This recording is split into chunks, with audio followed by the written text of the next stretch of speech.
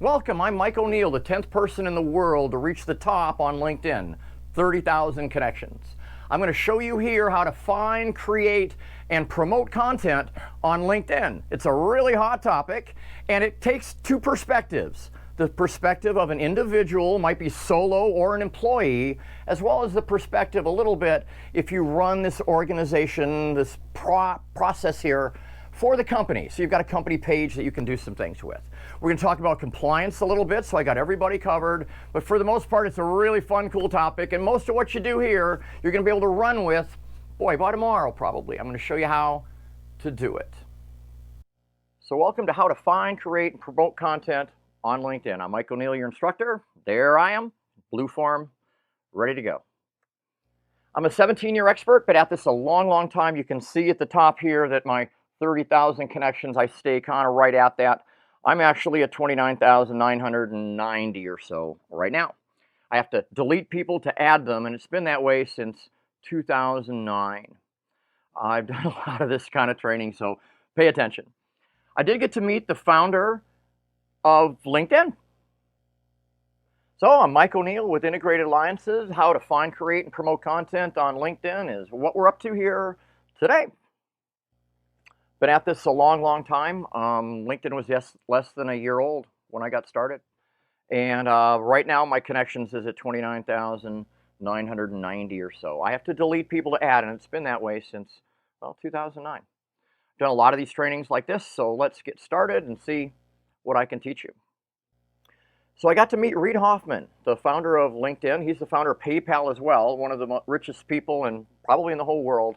He's the big guy in San Francisco, and he founded all of these companies out there. LinkedIn probably is most famous. PayPal, the other. There I am with a goatee and an earring and a Jerry Garcia tie way back in 2007. So why is content important? I'm not going to take it for granted that you understand really why it's important. People might have just said it, but not explained why. So let's get on it. When you market with content, content is like candy. Do you want candy? Would you like a cold beverage on a hot day sort of stuff? It beats traditional advertising in an advertising sense, hands down, way down, 3x. And from a cost standpoint, it is extremely inexpensive. It can be free even. When you talk about less, if you're in a small organization, this content stuff, as long as you're willing to do things yourself, can be free even. Now, you know that most folks have done a little checking out before they really reach out to you, right?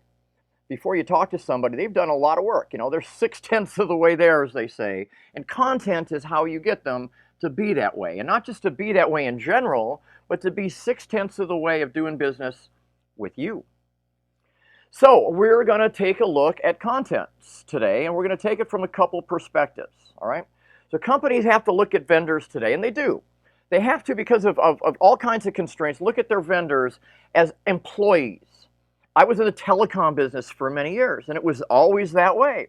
They selected their vendors on who had the best rep, who had the best engineers behind them to make it happen, because they're buying staff, okay? So the way to position yourself as one of these experts that they want to have on their staff, for example, is to look at content and position yourself with, here are the things that are important that people are talking about. Here are solutions to them. Here are reasons that you might want to talk to me, for example.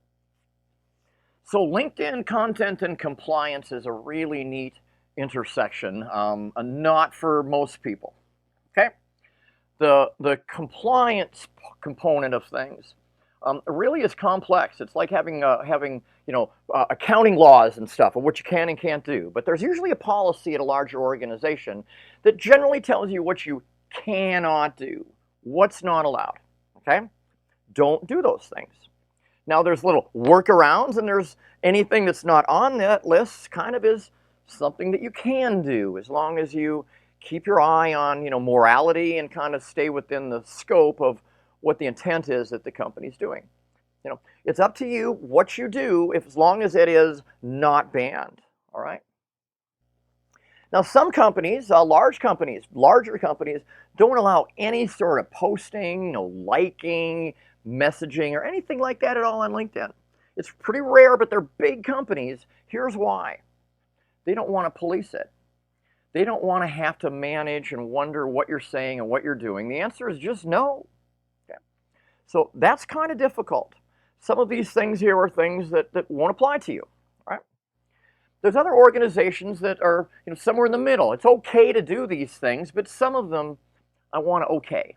There's someone at corporate that's going to say that's okay or that's not. Oh, you said promise over here, or you implied something. Can you rework it?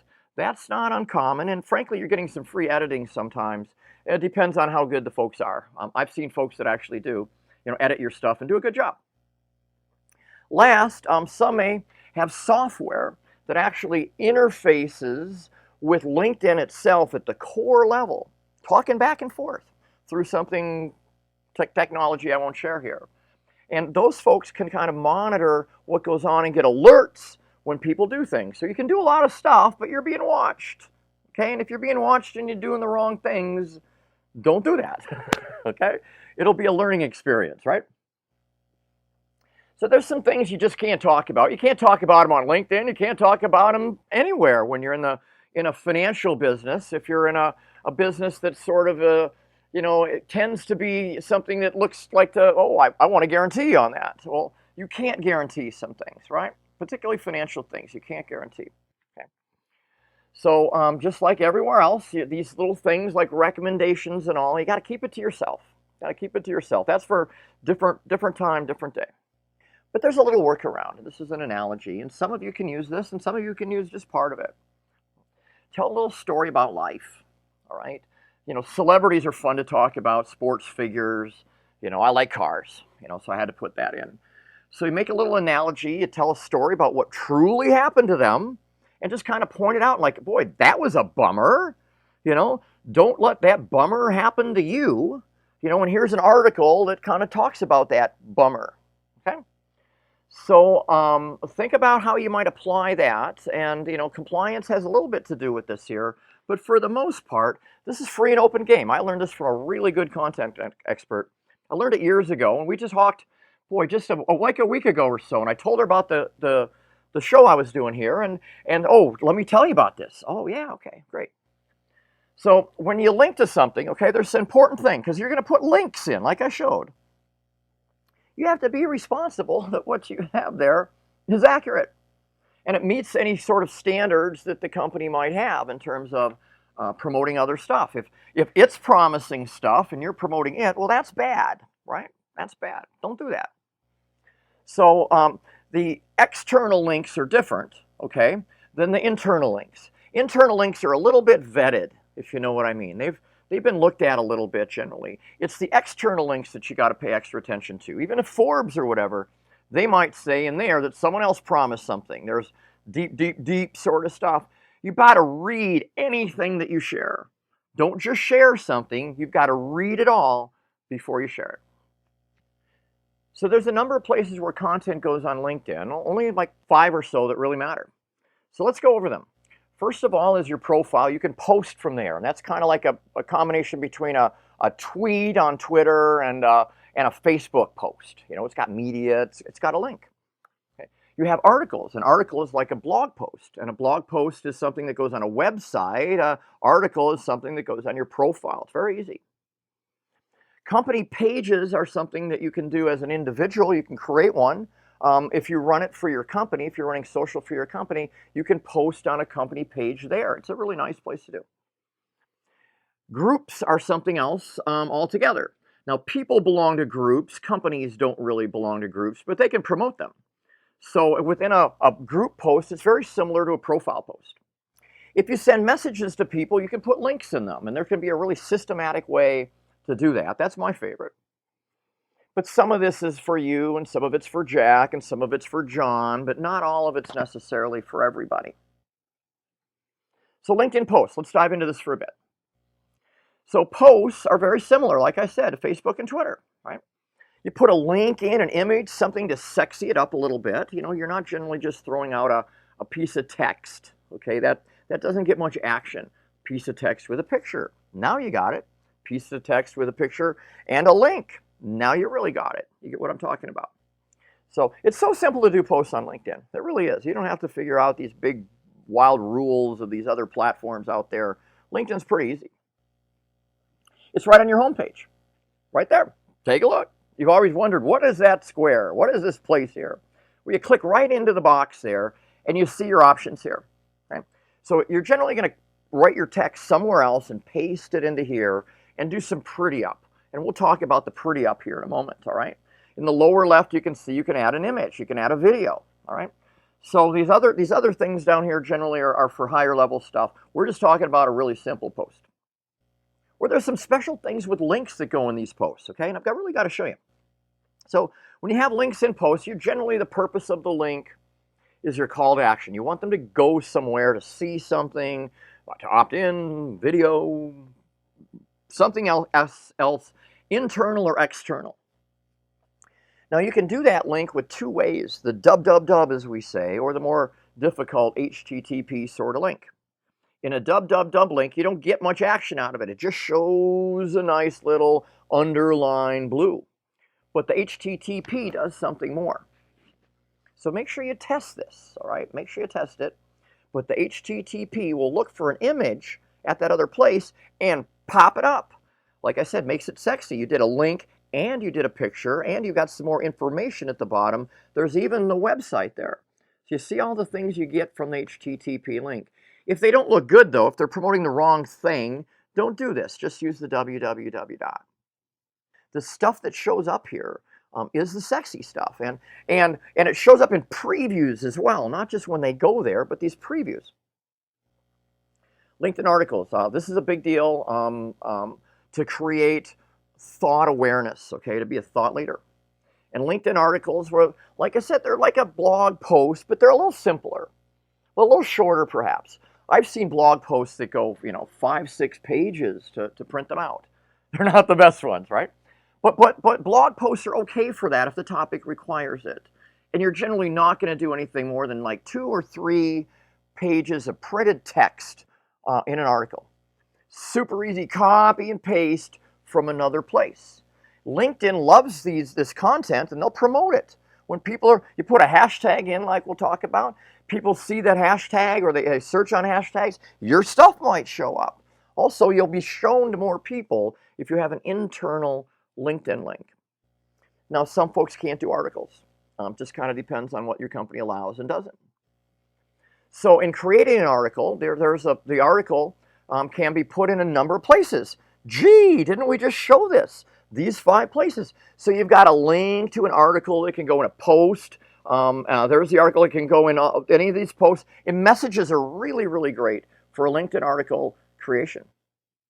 So I like to use Google Docs, but I know some people use Word or something else. Your company may require you actually to use a certain kind of word processor.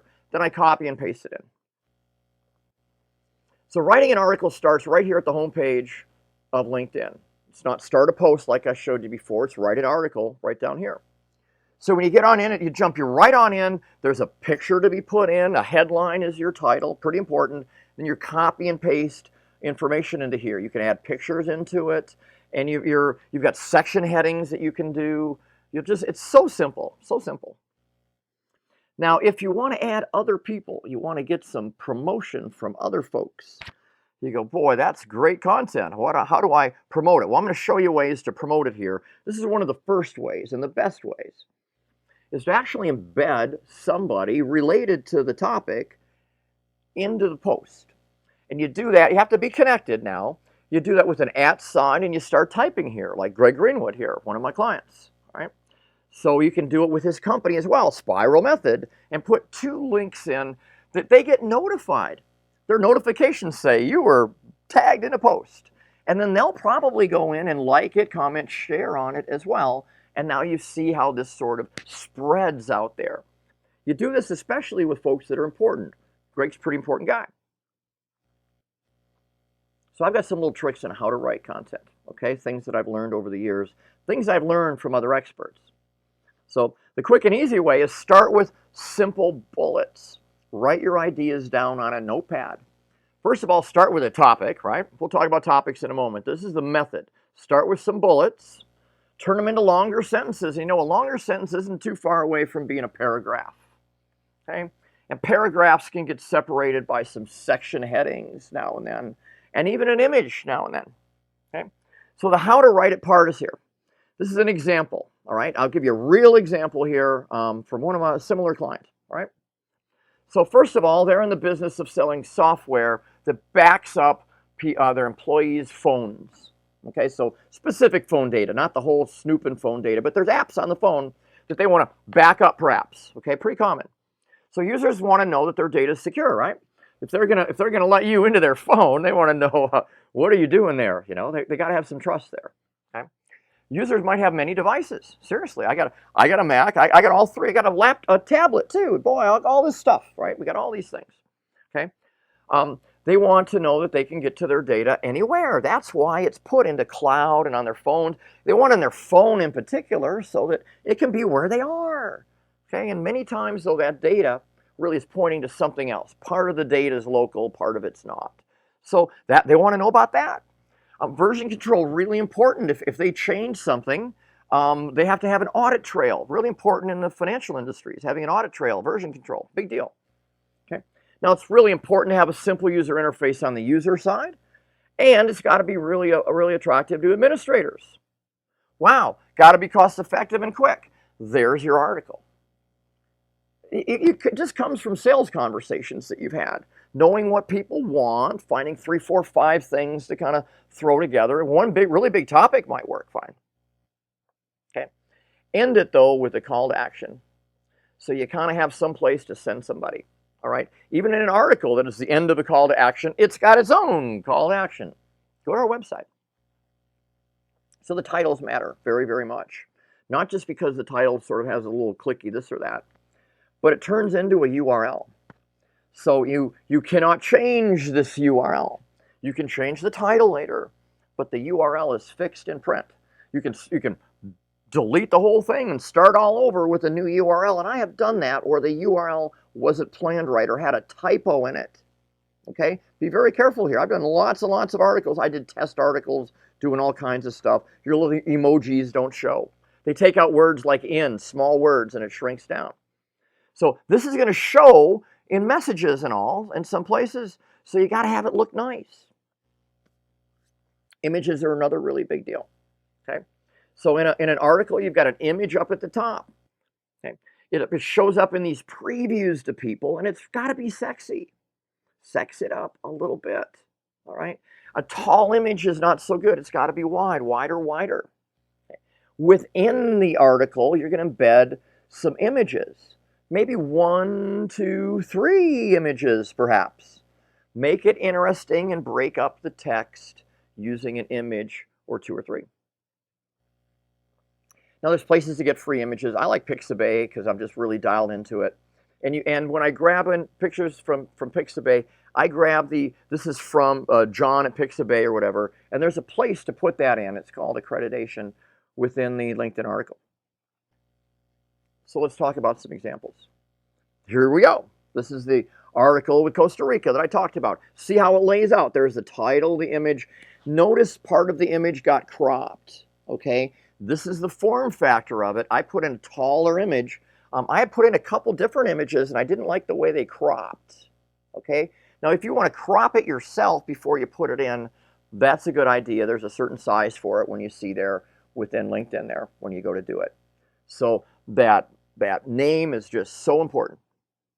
Here's another one. See how important the name is as well, right?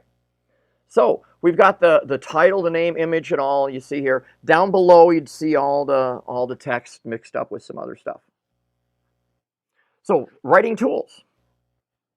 There can sometimes be corporate issues. You've got to use a certain sort of file format and things like that if you're in a corporate environment. Most companies don't have that there. They're pretty free and easy. I use these sort of tools here. Now, I don't use Office 365 unless I have to. I prefer Google Docs. But I use Grammarly, and it helps me a lot. It was used in the material here. Thesaurus.com, it's used in the article process very well. So you find a word, you repeat a word. You saw I repeated a word 4 times. We'll go to Thesaurus, put it in, and find some other alternatives for that word. Makes it really, really great tools here. I use them, and Grammarly, by the way, works within LinkedIn. So if you're doing paste something into LinkedIn and it sees something there, like those 2 words should be combined, or you've got 2 L's in Grammarly, it'll show you. Now, to promote your content, your article and stuff, there's something that happens here right away. LinkedIn wants to promote it as soon as you click the publish button, okay? So you click publish, you should have this already prepared. So you've written your article in a Google Doc, we'll add another page to the end of your Google Doc and write this promotional post. It's really important, and you might be promoting the post more than you promote the article itself. Posts get a little bit more action in terms of the like, comment, share world out there. You can send a post, for example. You can't send an article necessarily. Okay, so it asks you to do this right away, and LinkedIn changes the link, the beautiful link that we had, to this linked kind of thing. I did not change that. When you upload it and it does this post, it does that. You'll be promoting with the other link out there, not with this link. Well, guess what? You can do that all over again. Maybe a week later, you can bang that out again. Okay, almost the same article. You could change it, or post. You could change it just a little bit, but pretty much, like you said, you got it in a Google Doc or a Word doc or something. Paste it into here. When you do this naming a person here, you've got to redo that. You got to put an @ sign in front of Roger and pick it from a drop down. All right. So your own original content. Let's talk about that. We talked about articles. Now, when we talk about why original content, you do it to get respected. Right? The why again. Okay? They want to look at you as the guy who knows that stuff, not just that you know a good article. Oh, that's nice. Your expertise comes across to them. You're part of their staff. Remember, you're part of a team. You're part of your customers' team. You want to be, right? And LinkedIn will do a great job moving stuff around, okay? Moving links around into posts and into feeds and all, if you got a LinkedIn link. So topics to write about. Okay? Things that are really trending, things in the industry, business topics that people are going like, I haven't heard too much of that yet. That's really new. Like right now, for example, inflation is a really big deal going on in the industry right now, in the middle, fall quarter even of 2021. There's a hot topic for you, inflation. How does that affect things, right? So within your area of expertise, there's new topics that are going on. In the insurance business, there's something new going on there. In technology, there's something new going on there. It's the new stuff that they haven't heard from everybody that you want to focus on. Okay? The industry leaders out there, we have in the technology space, we've got super leaders, and I follow what they're talking about. They're really good at writing headlines and stuff like that. If you want to learn really good writing techniques, look at the industry leaders and see what they're posting. Now, marketing can help a bit. Marketing can provide some content for the sales team to put in this stuff here. Approved content, it's been vetted, right? This will usually come in the form of some text and a URL that's been approved and all. They might have great infographics that they pay a marketing department to do, okay? Marketing, please, if this is you here, help feed your team with content. Now, you can ask other people to promote your stuff. This is wonderful. You probably already have a little list of people that are your buddies and all, right? Get a little love from your friends. So you pass this on, quick little message off to them. Here's a link to it. This is best done in an email, okay?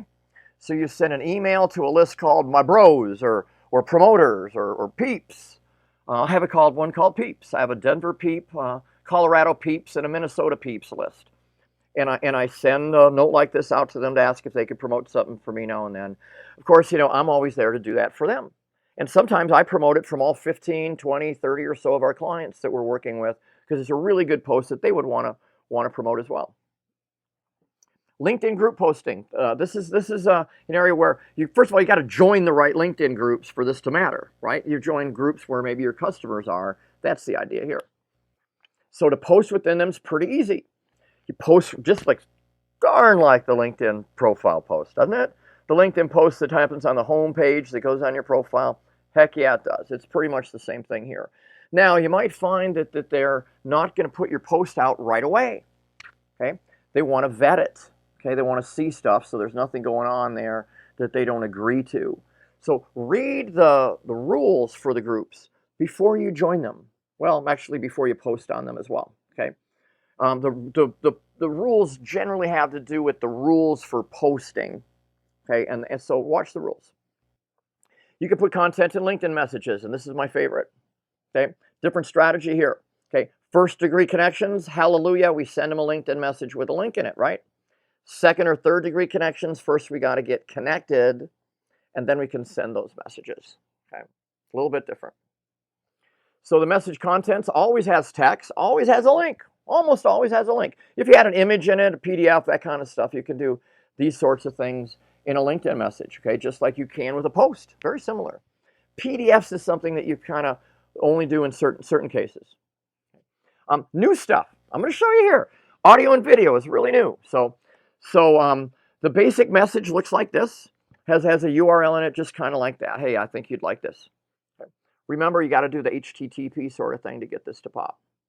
With audio and video, this is really cool. So Garrett sent me a little audio message. He was just kind of messing around with it. He just had learned how to do it, right? I've been doing it for a while. I sent him back a video message because you can do that. Now you have to do this from your phone. Okay, you got to send the audio message and the video message from your phone. But this is pretty neat. So you notice that this is vertical. There's a horizontal way to do it and stuff, I believe. But anyway, just I did this like 4 hours later. I sent a video message back, and we've got a call set up. So you can use InMails. Okay, InMails are for only premium account holders and stuff. They look a whole lot like LinkedIn messages. Now you don't send these to ones. You send regular messages to ones. It's the 2s and 3s that get this. It has a new field and a subject line, and you know how important subject lines are, right? Okay, so remember that, subject line. Okay. You get 20 a month, so this is kind of allocated to, in small quantities. So yeah, generally a lot of folks have got 60 because they didn't know they had them, and they've accumulated 3 months. So think about that. You got 60 to start, and then 20 a month after that. That's what most people have got going on. After those 20 are there, you don't get another 20 added to it, so use it or lose it, like I say. So there we go. There's a kind of fast version of how to do content on LinkedIn, how to create it, how to find it. You find content from other people, how to promote it, and then, what to do and what not to do. So we do coaching for individuals, people like, yourself, people who are employees of firms. But for the most part, they're generally coaches and folks that are on their own. They got no boss. If they're going to expense it, it's going to go on their own credit card anyway. There's no boss, in other words. In the other cases, we work with sales teams because there's ways that teams can use this. You've got to split markets up. So here's the big tip for that. Split markets up across your team using LinkedIn industries or using LinkedIn locations if you're national. And that way you don't have 2 people approaching the same organizations and making things uncomfortable. We do some of this LinkedIn stuff on a campaign basis where we log into your account and do some work for you and stuff. Actually get data into your CRM systems and things like that. So if you're interested in this, I suggest you go to navigatinglinkedin.com to get a bunch of great free stuff. Really, really great free stuff there. I mean it. Like about 6 or 7 items. Okay. Navigating LinkedIn is where you do that. And if you're still interested, you can book a call there. And you'll have time with me. Have 30 minutes with me. We can talk about this topic here or whatever topics you like. There's lots of really cool things going on with LinkedIn right now. And there's also a lot of things that are really having people scratch their head. Why are they doing that? They have, for example, put limits on the amount of connection requests you can send. And low limits. Okay, a lot of people are going like, whoa, I can't send anymore. I can't send anymore. I can show you what to do to get around that if you're dealing with that issue. Any other issues you have as well. So please, I look forward to talking to you, and I hope at least the seminar here, the presentation here, was good for you to get going with content on LinkedIn. I'm Mike O'Neill, your helper. Look forward to helping you some more.